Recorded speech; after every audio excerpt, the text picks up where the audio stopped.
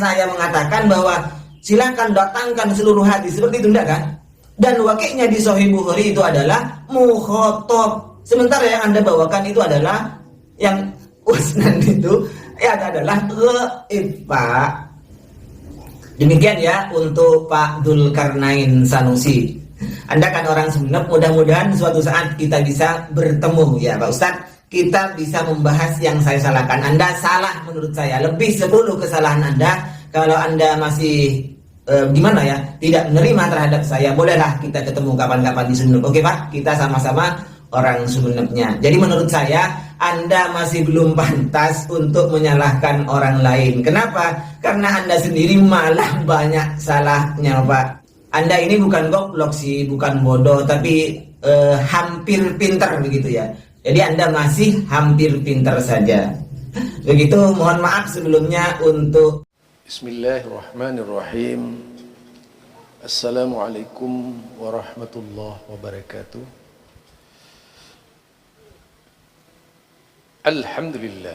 Fa inna ahsanal kalami kalamullah wa khairal huda huda Muhammad sallallahu alaihi wasallam wa syarrul umuri muhdatsatuha. Fa inna kulla muhdatsatin bid'ah wa kulla bid'atin dhalalah wa kulla dhalalatin finnar. Alhamdulillah. Saya bersyukur kepada Allah karena saya bertemu dengan anak Madura yang menjadi motivator anti Wahabi di Sumeneb. Namanya Afandi Channel ya. Biar saya juga ikut membantu channelnya rame ya, walaupun beda haluan ya.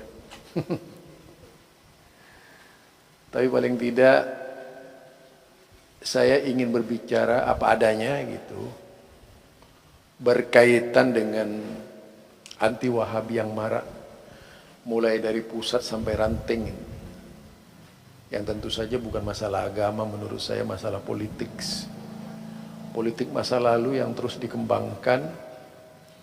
Bahkan saya masih ingat di zaman Pak Amin Rais, waktu pemilihan presiden secara langsung, marak di berbagai daerah dilakukan sedemikian rupa oleh kelompok-kelompok anti Wahabi yang bergabung di partai-partai. Jangan pilih Pak Amin, nanti kalau Pak Amin menang bisa tahlilan di Indonesia ditiadakan. Fitnah itu marak. Itu dulu itu awal-awalnya Pak Amin mencalonkan presiden pertama kali itu sesudah jadi ketua MPR ya. Kan ada pemilihan presiden secara langsung pertama. Yang kelak kemudian yang jadi presiden itu adalah SBY.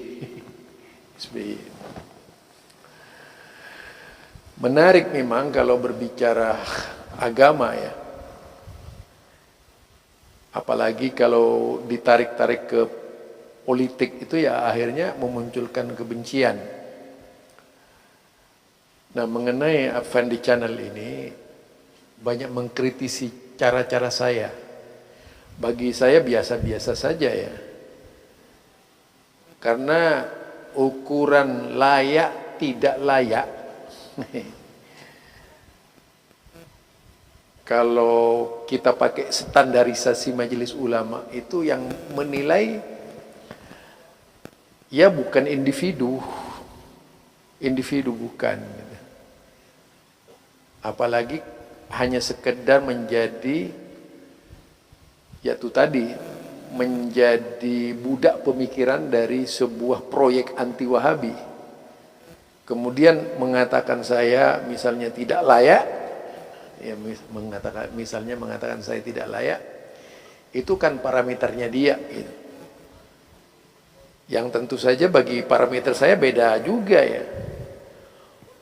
Orang yang dianggap layak itu orang yang mampu menyajikan sesuatu yang berkaitan dengan akidah dan agama secara benar. Meskipun dalam prakteknya ada bahan-bahan yang kurang sempurna. Nah itu orang yang layak, yang dianggap layak ya. Tapi orang di mata saya, orang yang tidak layak itu banyak. Dunia Arab itu, umumnya orang-orang Arab itu orang banyak yang fasih bahasa Arab. Kalau dari sisi retorika jelas masuk dalam parameter layak. Tapi tidak semua orang Arab itu bisa disebut layak. Karena mereka tidak mengenal Islam. Ya contohnya, berapa banyak orang-orang di luar Islam yang berkebangsaan Arab, banyak sekali. Demikian juga Syiah itu di Arab banyak. Wah ahli juga gitu. Dan ternyata alhamdulillah kalau berbicara ukuran layak menurut umat, terlalu banyak yang memandang layak.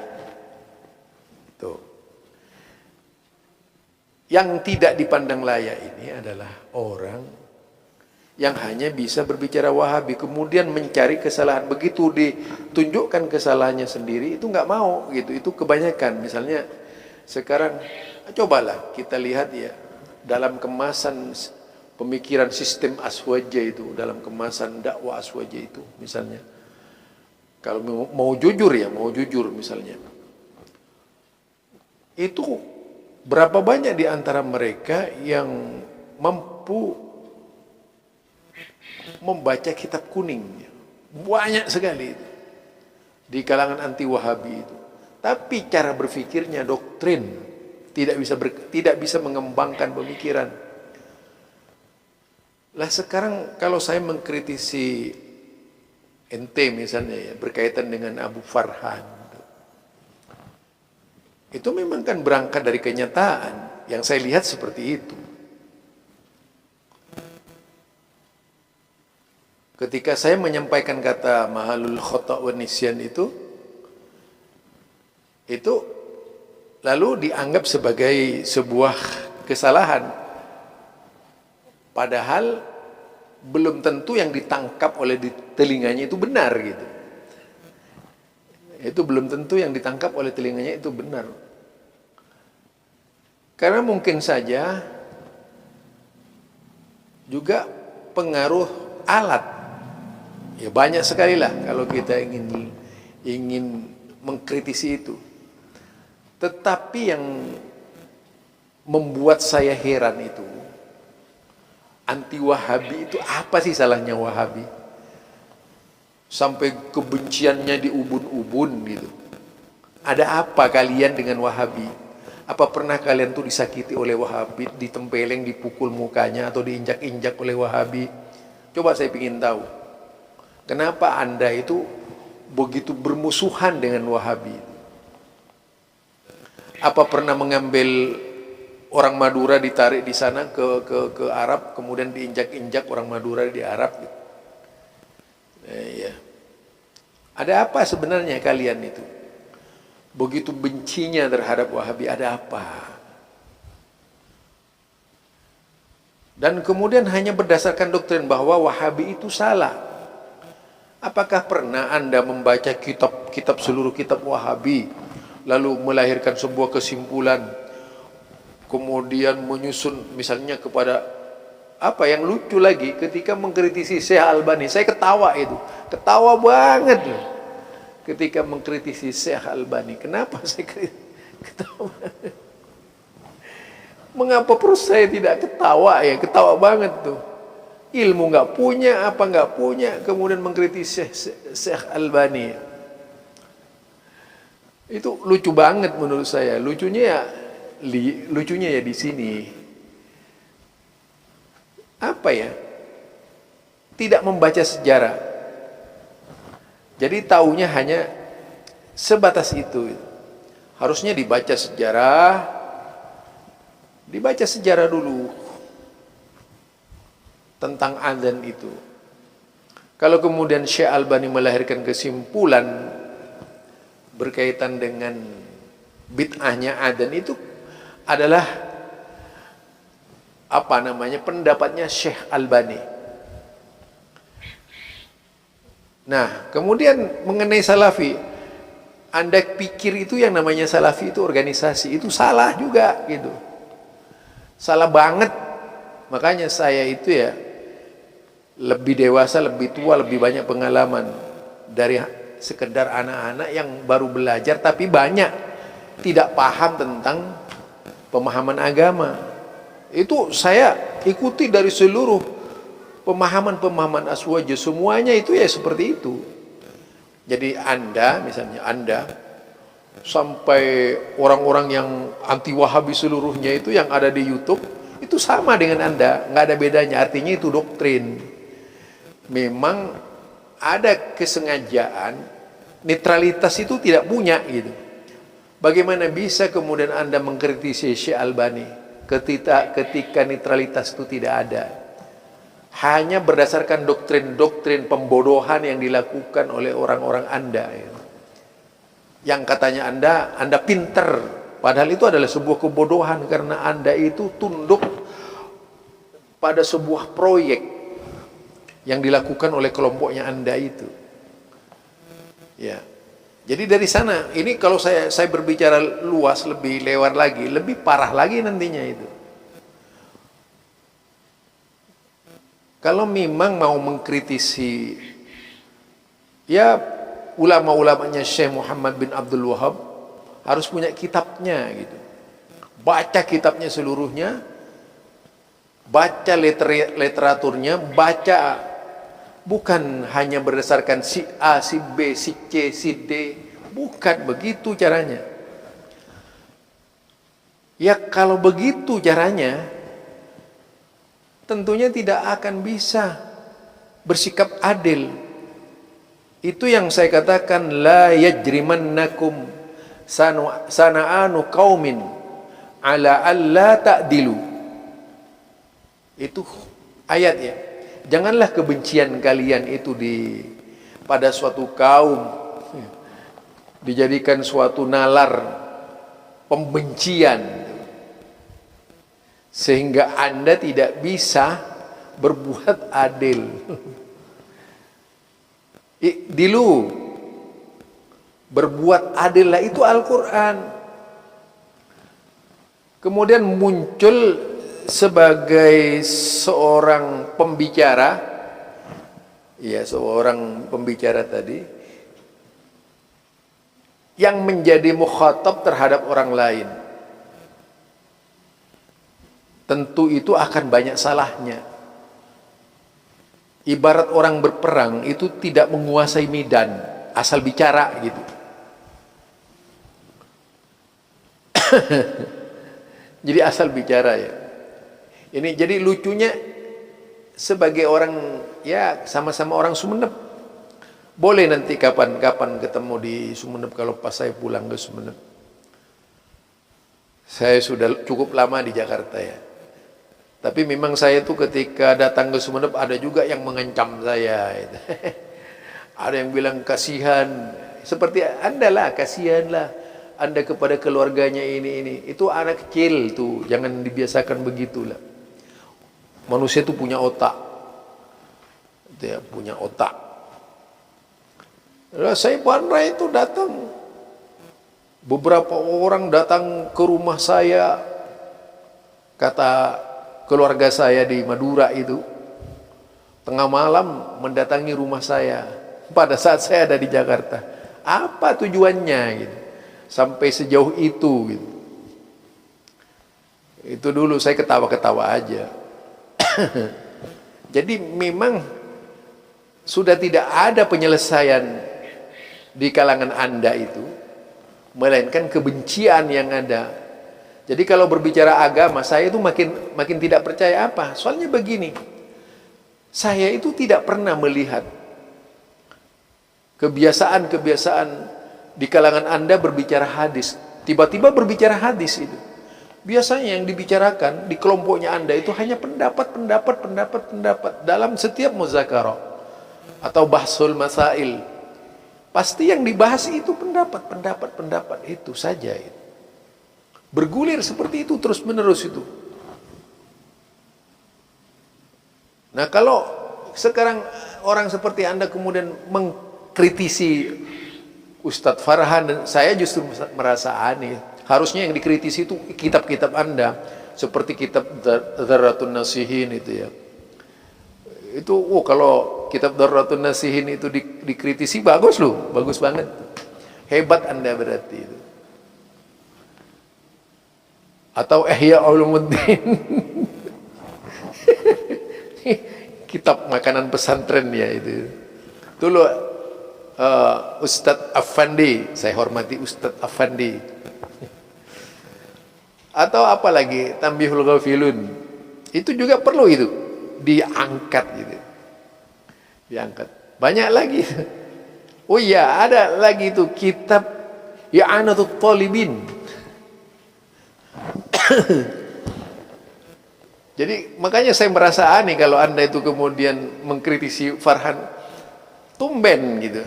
Jadi aneh kalau orang-orang Anda itu berbicara hadis itu tumben. Maksudnya saya itu ketawa sebenarnya, perut tuh ketawa banget gitu. Sejak kapan ya bicara hadis gitu? Itu loh dari saya. Jadi hanya sekarang ini kemudian mereka, ya termasuk Idrus Ramli misalnya, tiba-tiba berbicara ilmu hadis, itu saya ketawa. Bukan kemudian saya itu, wah hebat ya, enggak, ketawa malah saya itu. Akhirnya apa, meskipun seperti yang dikatakan oleh ya Ustadz Effendi berkaitan dengan, oh ini bolehlah katakanlah hadis masalah, oh ya masalah itu, masalah angkat tangan waktu berdoa. Coba ente buka itu, akan menemukan juga pendapat yang mengatakan bahwa Rasulullah itu, bukan pendapat, pernyataan para sahabat Nabi bahwa Rasulullah sallallahu alaihi wasallam tidak pernah mengangkat tangan melainkan di 3 tempat. Itu hadisnya sahih. Riwayat Imam Bukhari, Imam Muslim ada, di kitab-kitab lainnya, di Kutubut Tis'ah insya Allah ada semua itu. Kemudian itu ya yang pertama. Yang kedua, dalam hadis-hadis lainnya di luar Bukhari Muslim itu juga ada mengenai angkat tangan, mengenai tidak angkat tangannya Rasulullah, bahwa Rasulullah tidak pernah angkat tangan di dalam berdoa. Nah kemudian Anda kan menyampaikan hadisnya, mengkritisi siapa namanya, Ustadz siapa namanya, Ustadz Khalid Basalamah. Ya Ustadz Khalid Basalamah. Saya tuh kalau ingin saya buka semuanya akan saya buka gitu. Nah Khalid Basalamah itu kemudian Anda mengutip hadis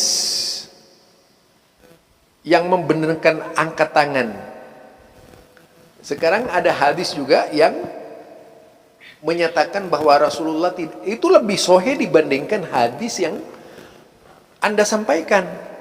Kalau yang Anda sampaikan itu hadisnya, ulama masih berbeda. Tetapi kalau di dalam ilmu hadis, ya kaidah hadis itu kan ada. Ajjarhu muqaddimu ala ta'dil. Celaan diutamakan daripada pujian. Nah, jadi kalau sudah memang ada yang mencela hadis seperti itu, lebih baik ditinggal. Jadi tidak salah kemudian Ustadz Khalid Basalamah menyatakan bahwa Rasulullah tidak pernah angkat tangan karena berdasarkan hadis sahih. Jadi Rasulullah itu tidak pernah angkat tangan melainkan di 3 tempat. Nah, itu hadisnya sahih banget itu. Aduh, saya mau buka itu capek deh. Tapi carilah. Ente kan pandai kitabnya. Cari itu aja. Itu dari saya ya. Sebagai apa namanya? Anda biar pintar kan, Anda menganggap bahwa saya tidak pintar ya. Sekarang biar pintar dulu. Biar pintar, lebih pintar lagi. Oke? Aduh. Ustadz Effendi. keburu mau marah, keburu mau menyalahkan Ustadz Khalid Basalamah. Dia seorang dokter. Mengapa mengatakan dia itu tidak ada angkat tangan? Ya karena hadis-hadis sahih tadi yang mengatakan bahwa Rasulullah tidak pernah angkat tangan melainkan di 3 tempat. Nah itu yang kedua. Yang pertama memang ada hadis lagi, cari sajalah. Saya hanya ingin memberikan isyarat saja. Insya Allah ketemu itu, bahwa Rasulullah tidak pernah angkat tangan di dalam berdoa. Cari. Kalau tidak punya kitabnya, googling saja itu, cari di Maktabah Syamilah yang sudah lengkap sekarang penuh. Atau carilah di berbagai macam aplikasi yang sekarang sudah kaya seluruhnya, lebih modern dari dulu ya. Kalau dulu mungkin ada salahnya, sekarang ini lebih hebat. Yang menutup akses pemikiran seperti saya ini, itulah yang tentu saja tidak berilmu menurut saya. Itu dari saya, sekedar dari saya ya, nasihat saja itu, agar tidak gegabah mengatakan Ustadz Khalid Basalamah itu tidak tahu hadis. Aduh, Effendi, Ustadz Effendi, Ustadz Effendi. Mudah-mudahan Allah memberikan tambahan ilmu, lebih cerdas, tapi jangan seperti orang Madura, ya. Janganlah jadi orang Madura yang pembenci. Saya nasihati itu, jangan jadi orang Madura yang penuh dengan kebencian kepada kelompok lain. Jangan ikut-ikutan. Jadilah orang Madura yang peramah dan benar-benar berilmu. Cobalah, tirulah 4 mazhab itu, walaupun berbeda-beda. Tidak kemudian teriak-teriak. Saya kan pernah coba beberapa video saya itu. Mungkin banyak yang tidak bisa dijawab sampai sekarang oleh para pengasong bid'ah.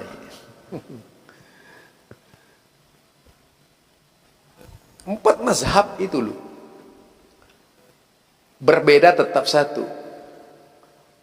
Bukan kemudian ya menggambarkan orang lain, apalagi tujuannya untuk membuka aib. Anda kan tahu, katanya orang pandai, apa sih hukumnya membuka aib? Nggak tahu kalau dibenarkan menurut kelompok Anda yang pembenci itu. Itu dari saya. Subhanakallahumma wa bihamdika asyhadu an la ilaha illa anta astaghfiruka wa atubu ilaik. Assalamualaikum warahmatullahi wabarakatuh.